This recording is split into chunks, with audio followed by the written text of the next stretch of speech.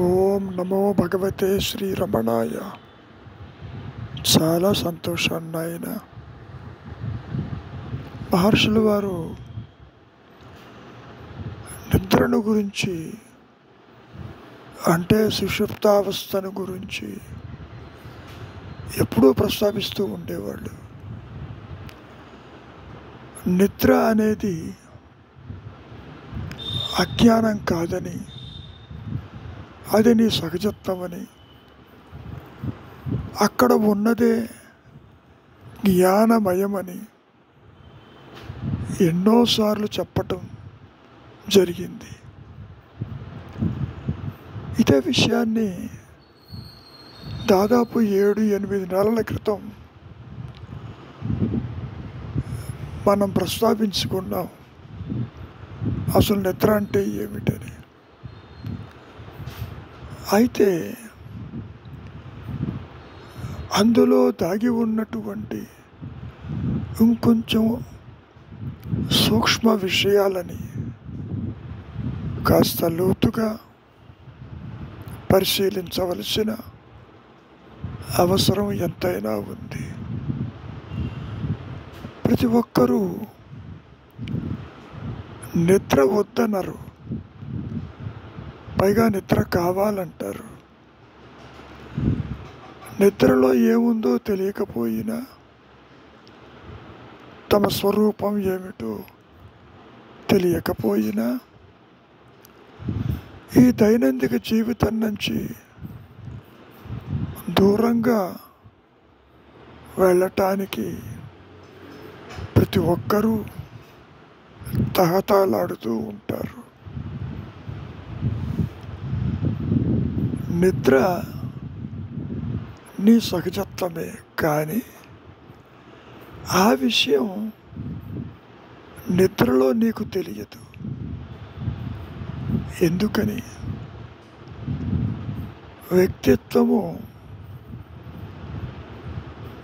వృత్తిరాహిత్యమై అది అక్కడ ఉంటుంది కనుక, అంటే లయమవుతుంది, తిరిగి బయటికి వస్తుంది.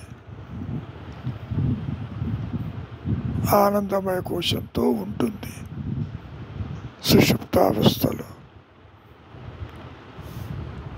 మరి అయితే నిద్ర అంటే ఏమిటి? ఎందుకు అందరూ కోరుకుంటారు?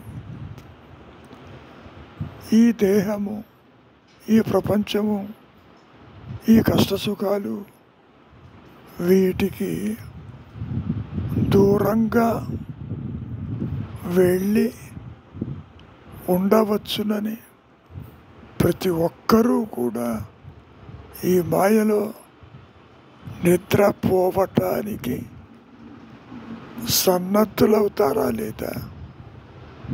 అవుతున్నారు కదా. కనుక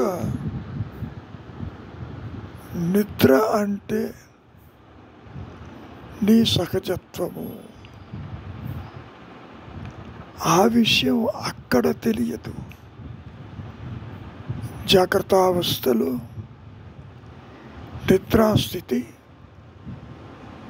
తీసుకురావాల్సిన అవసరం ఎంతైనా ఉంది. కనుక అదేమిటో కాస్త సూక్ష్మంగా పరిశీలిద్దాం. రమణ మహర్షుల వారిని దర్శించటానికి వచ్చినటువంటి వారిలో ఒకరు అడుగుతున్నారు, ఈ మెలకువలో కంటే గాఢ నిద్రలో హెచ్చుగా శుద్ధమైనటువంటి చైతన్యంలో సమీపంలో ఈ జీవుడు ఉంటాడు కదా అంటూ అడిగింది. దానికి మహర్షుల వారు, ఆత్మ ఉంది చూశావు, అది ఎప్పుడూ స్థిరమైనది. అది సరళమైనటువంటి ఒక ఎరుక మాత్రమే. అయితే ఈ జాగ్రత్త, స్వప్న, సుషుప్తలు ఈ మూడు కూడా దాని మీద కనపడే ఊహా చిత్రాలు, అంటే కల్పనలు, మాయాజనితములు.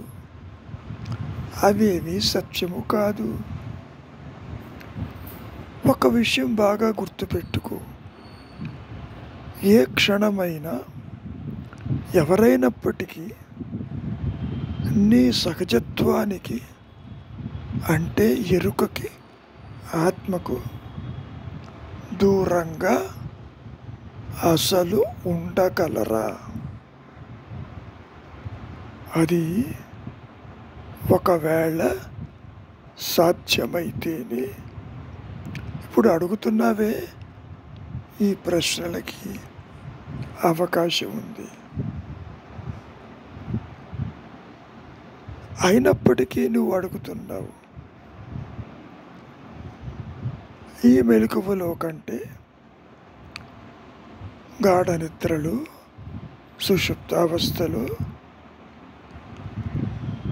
వ్యక్తి ఉన్నాడే, అహంకారం ఉంది, పరిమితమైన దేహాత్మబుద్ధి ఉంది. అది ఎక్కువ సన్నిహిత్యంగా ఉంటుందా? అదే విషయం చెప్పుకుంటున్నాం కదా. దానికి మహర్షుల వారు ఇందాక అడిగిన ప్రశ్ననే మరొక విధంగా మళ్ళీ అడుగుతున్నావు, కొంచెం భేదంతో. మేల్కొన్నప్పటికంటే నిద్రలోనే నేను నా దగ్గరగా ఉన్నానా అని అడగచ్చు కదా. ముఖ్యంగా గతంలో మనం చెప్పుకున్నట్టు ఎన్నోసార్లు చెప్పారు మహర్షులు వారు, ఆత్మ ఎప్పుడూ కూడా శుద్ధమైన చైతన్యము. దానికి ఎవ్వరూ ఎన్నడూ ఏ క్షణంలో కూడా దూరంగా ఉండలేరు. ఒకవేళ ఈ ద్వైత భావన ఉంటేనే ఇటువంటి ప్రశ్నలకి అవకాశం ఉంది. సత్యమైన, ఏకమైన, అనంతమైన శుద్ధ చిత్త స్థితిలో, అంటే నేను ఉన్నాను అన్న ఎరుకలో ఎటువంటి ద్వైత భావన అక్కడ ఉండదు, ఉండబోదు. ఒక విషయాన్ని బాగా గుర్తుపెట్టుకో, నిద్రించేది, కలగనేది సరే, తిరిగి మేల్కొనేది ఒకే వ్యక్తియే కదా. జాగ్రత్త అవస్థ ఎంతో ఆనందంగా, సుందరంగా, ఆకర్షణీయంగా, ఎంతో ఆసక్తికరంగా ఉందని నీవు అనుకుంటున్నావు. అట్టి అనుభవం కనుచూపు మేర కూడా లేనందువల్ల నిద్ర పూర్తిగా మందగతి అని నీకు అనిపిస్తుంది. అందుకని ఇది నీకు స్పష్టం కావాలి అంటే ఒక విషయం బాగా విచారించు. నిద్రలో నీవు ఉన్నావని ఒప్పుకుంటావా లేదా? అవును, ఉన్నాను. మరైతే ఇప్పుడు మేల్కొని ఉన్నది ఆ నీవేనా? అవును కదా. కాబట్టి ఒక విషయం చాలా స్పష్టమవుతుంది. నిద్ర జాగ్రత్తలకు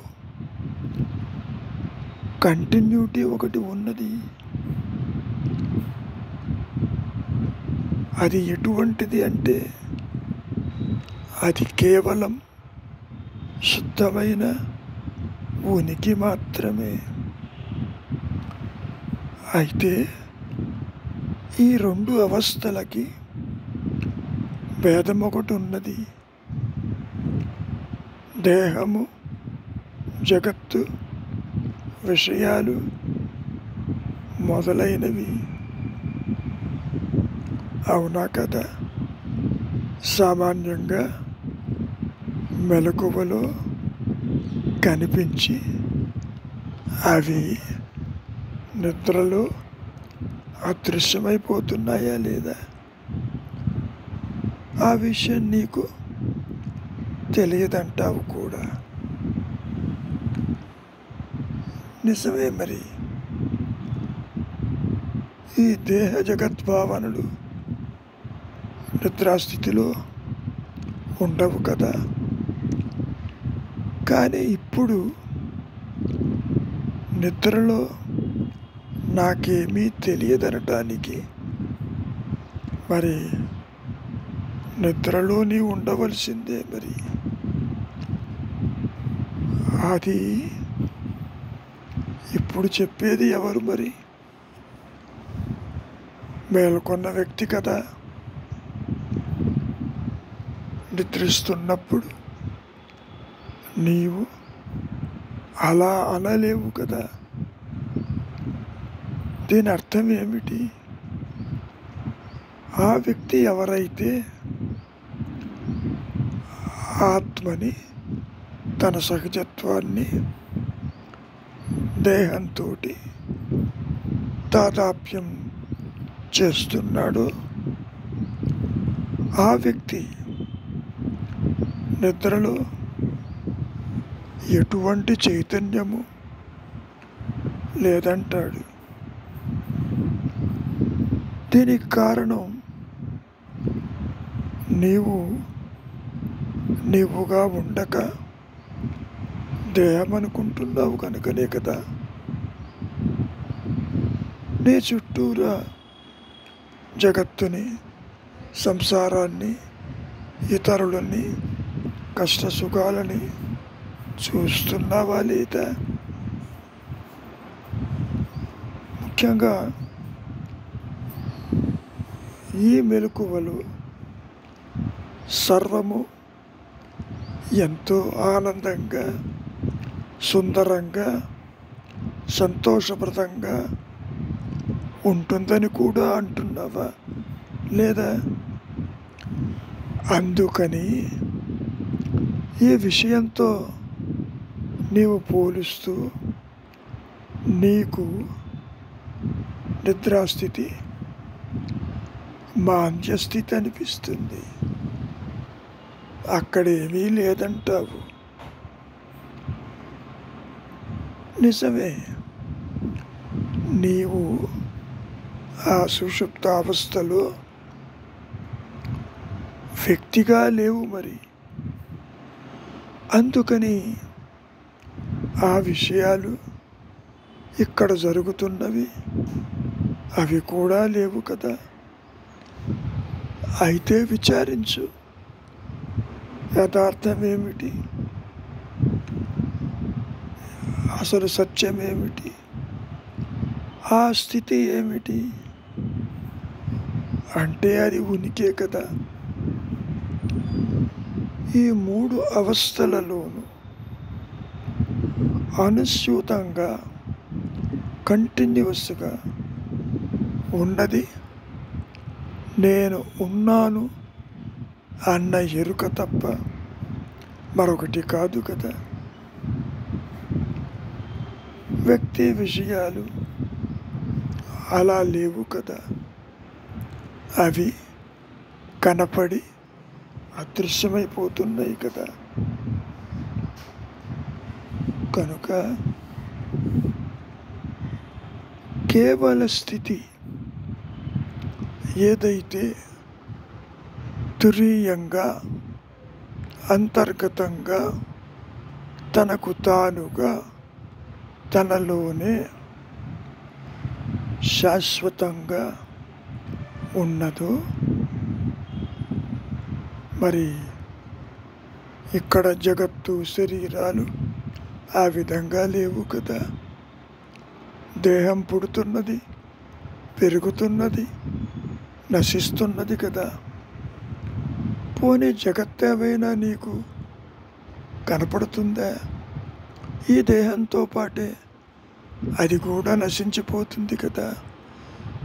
గతంలో మనం చెప్పుకున్నాం, దేహము లేక జగత్తును చూచిన వారు ఉన్నారా?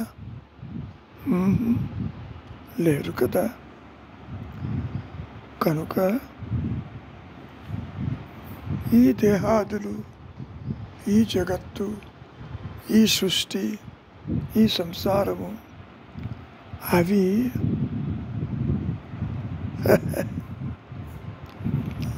అసత్యములైనప్పటికీ ఆత్మ అనే తెర మీద క్షణకాలంలో మాయమైపోతున్నటువంటి ఛాయలు మాత్రమే. ఒక విషయాన్ని నీవు బాగా గమనించు. నిద్ర అంటే ఏమిటో, అక్కడ ఏముందో నీకే అర్థమవుతుంది. నిద్ర నుంచి అంటే సుషుప్తావస్థ నుంచి జాగ్రత్తకు వస్తున్నప్పుడు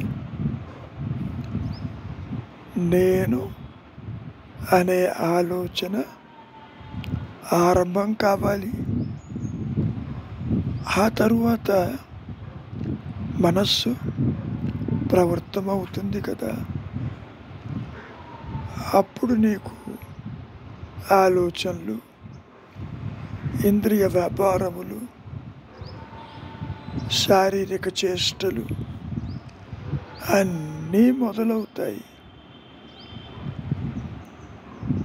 ఇవన్నీ కలిసినప్పుడు అప్పుడు నీవేమంటావో తెలుసా? మనం మేలుకుంటున్నాము, నిద్ర నుంచి మేలుకుంటామని అంటున్నావు. ఇటువంటి పరిణామం యావత్తు ఏదీ లేకపోవటమే నీ నిద్ర యొక్క లక్షణమని గుర్తించు.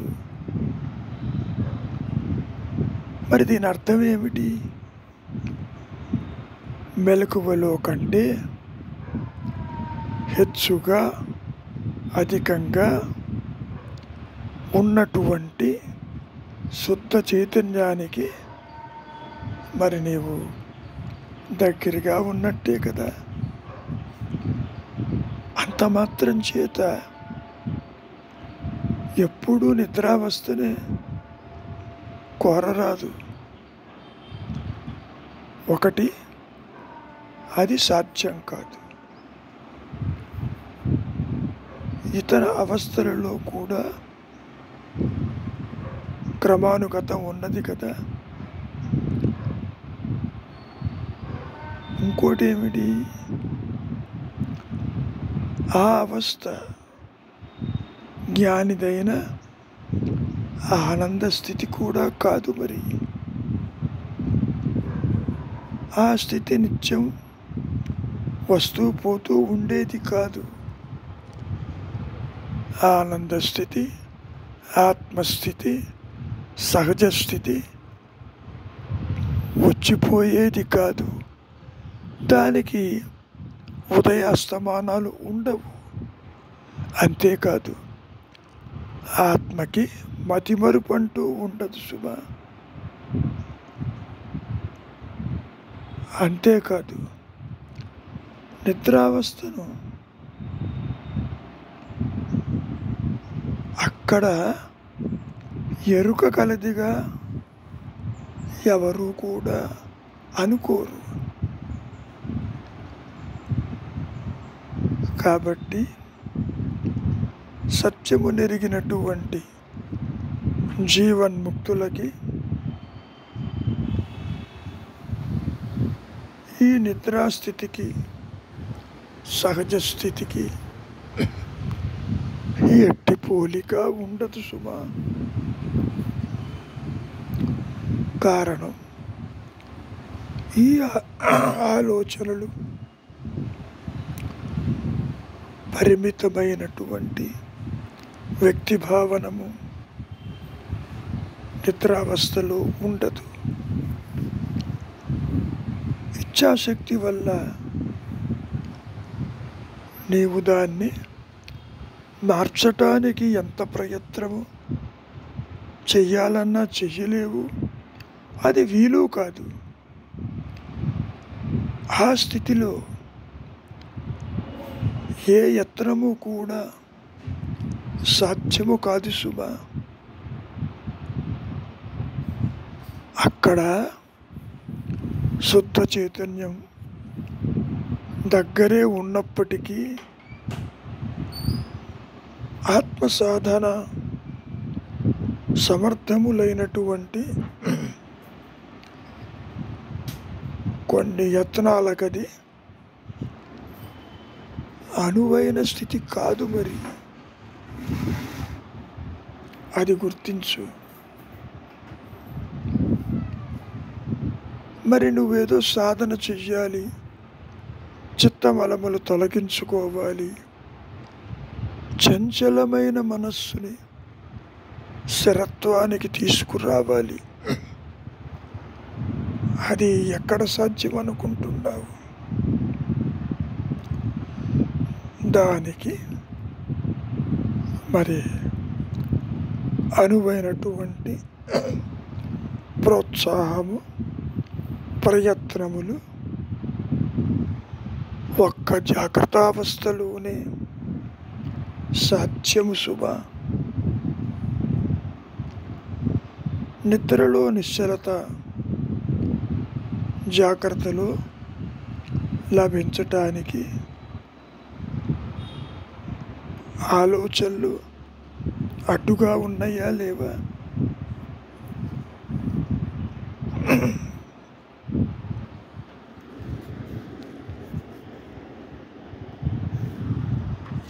అందుకని ఈ జాగ్రత్త అవస్థలో ఊరక ఉండుటే శ్రేయస్కరము.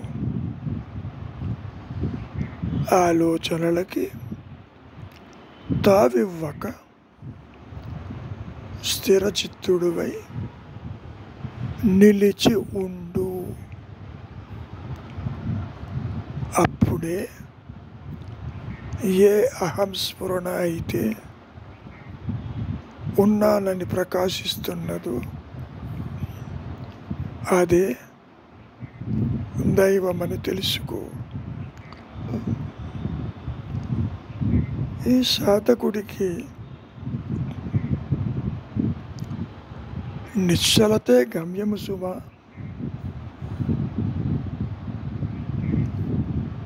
ఒక్క ఆలోచనైనా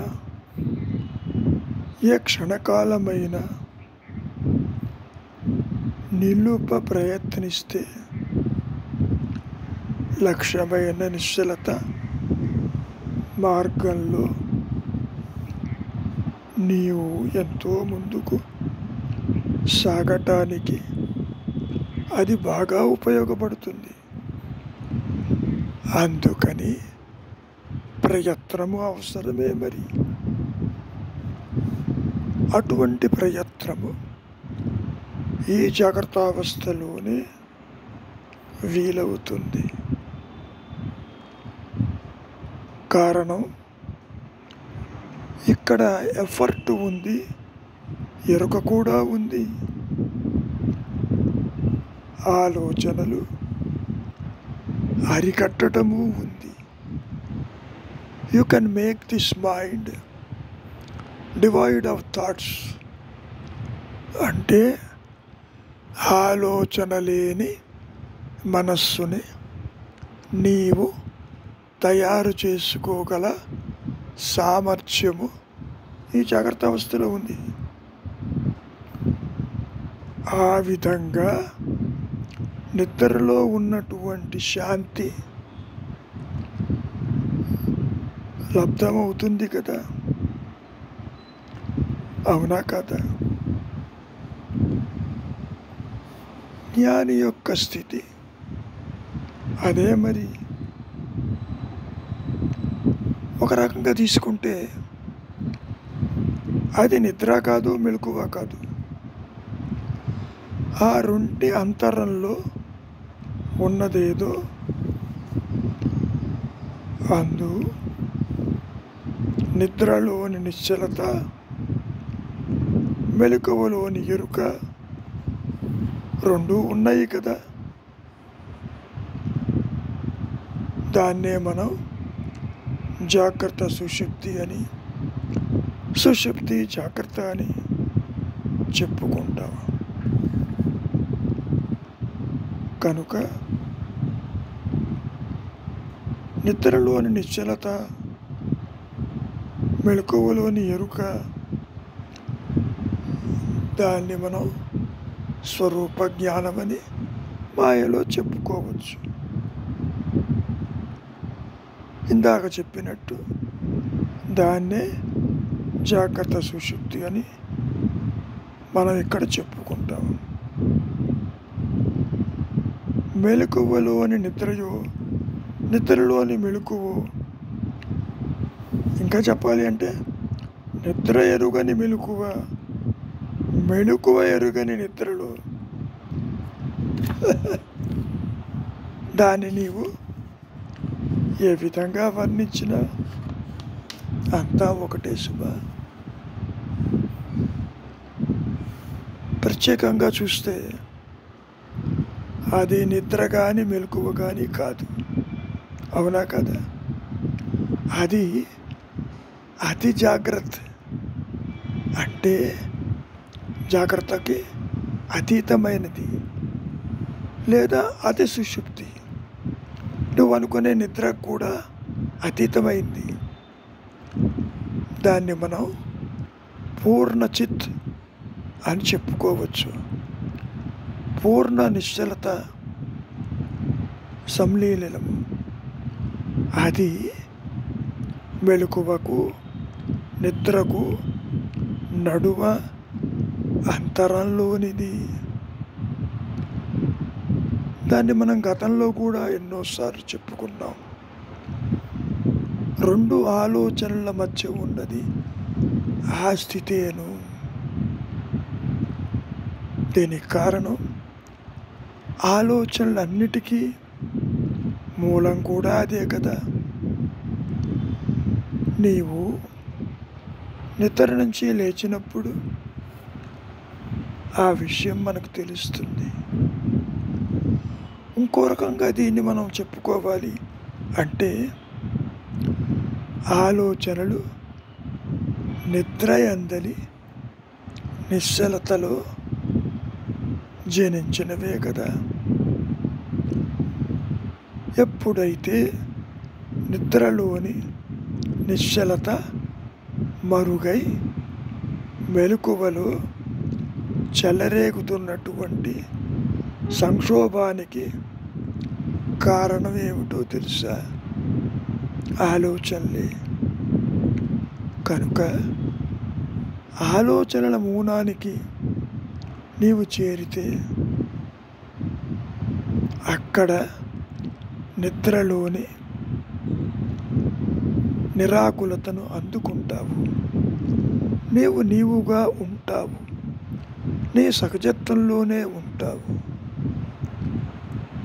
అందుకని తీవ్రమైనటువంటి అన్వేషణలోనే దానిని నీవు అందుకుంటావు శుభ. అంటే దాని అర్థం సంపూర్ణమైన పూర్ణమైన ఎరుకతోనే నీవు ఉంటావు. ముఖ్యంగా ఇంతవరకు గతంలో తెలిసినటువంటి జాగ్రత్త సుశుద్ధి, అది స్తబ్దత కాదు, అది కేవల ఆనందం. అంతేకాదు, అది వచ్చిపోయేది కాదు, క్షణభంగురము కాదు, అది శాశ్వతము. కథలో చెప్పుకున్నాం కదా, దాని నుంచి ఆలోచనలు వస్తాయని. ఇంతకీ మన అనుభవాలన్నీ ఆలోచనలు కాక మరేమిటి? అంతవరకు దేనికి? సుఖ దుఃఖాలన్నా, జనన మరణాలన్నా, బంధమోక్షాలన్నా ఇవన్నీ కూడా ఆలోచనలే కదా. అవన్నీ ఎక్కడున్నాయి? మనలోనే ఉన్నవి. నీవు ఆలోచనలు లేకుండా కానీ పూర్తి ఎరుకతో ఉంటే నీవే కదా పరబ్రహ్మానివి. అహం బ్రహ్మస్మి అంటే అదే కదా. నా అనుభవం కూడా అదేను. ఏ అహం స్ఫురణ అయితే నేను ఉన్నానని అనుగ్రహం చేత అది ప్రకాశిస్తూ ఉన్నదో, మరి అదే సత్యమై, నిత్యమై, అనంతమై, ఏకమై, జ్ఞాన వృత్తి చేత అది తనకు తానుగా తనలోనే ప్రకాశిస్తూ ఉన్నది కదా. మరి ఈ విషయాన్ని గమనించండి. అత్యంత తేలికైనది ఊరక ఉండుటే. నాకు ఊరికే ఉండటం చేత కాదు, నన్ను ఏం చెయ్యమంటారు ఆయనే అడుగుతూ ఉంటారు. ఎందుకు చెయ్యాలి అని ఎదురు ప్రశ్న వేస్తే సమాధానం ఎక్కడుంది? లేదు కదా. ఊరక ఉండటం కష్టమంటావు, ఏదో పని చేయటం తేలికంటావు. నీవు పనులు చెయ్యటానికి, ఇంద్రియాల వెంట వెళ్ళటానికి అలవాటు పడ్డావు కాబట్టి అలా భావిస్తున్నావే తప్ప నిజానికి నీవు పనులు చేసినా చెయ్యకపోయినా నేను ఉన్నాను అన్నటువంటి ఎరుక ఉంది. చూశావు, అందులో ఏ మార్పు ఉంది కనుక తెర మీద ఎన్ని బొమ్మలు పడినా తెరకేమైనా ఇబ్బందే? లేదు కదా. శ్రీకృష్ణ పరమాత్మ భగవద్గీతలో కూడా ఇదే విషయాన్ని చెబుతూ ఆత్మ అనే తెరని శస్త్రము ఛేదించదు, అగ్ని దహింపదు, వాయువు ఆర్పివేయను లేదు అంటూ ఇన్ని రకాలుగా చెప్పాడా లేదా? మరి ఒకవేళ ఆత్మ సదా సిద్ధం కాకపోతే, ఆత్మసిద్ధి ఇకపై పొందవలసిందైతే అది మరి నష్టం కావటానికి అంతే వీలుంటుంది కదా. సత్యము ఎప్పుడూ కూడా మార్పు చెందని ఏకైక సహజ స్థితి.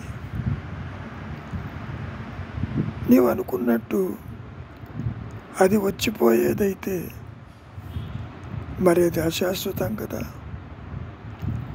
తాత్కాలికమైన సంతోషము దాని వెంటనే శోకాన్ని కలిగిస్తుంది కదా. కనుక అది అశాశ్వతం. కానీ నీ సహజ స్థితి శాశ్వతమైనది. నువ్వేమనుకుంటున్నావు? ఆత్మను సాధించవలనంటే ఇప్పుడుది సిద్ధంగా లేనట్లే కదా. ఒకవేళ ఇప్పుడుది ఆత్మలబ్ధి లేకుంటే అది లేని అవకాశాలు భవిష్యత్తులో ఎన్నో కూడా ఉండవచ్చు. కాలానికి అవధి లేదు. అప్పుడప్పుడు కలిగే ఆత్మానుభవం నిలకడలేనిది, కానీ నిజమది కాదు. ఆత్మసిద్ధి తాత్కాలిక అని అనుకోవటం తప్పు.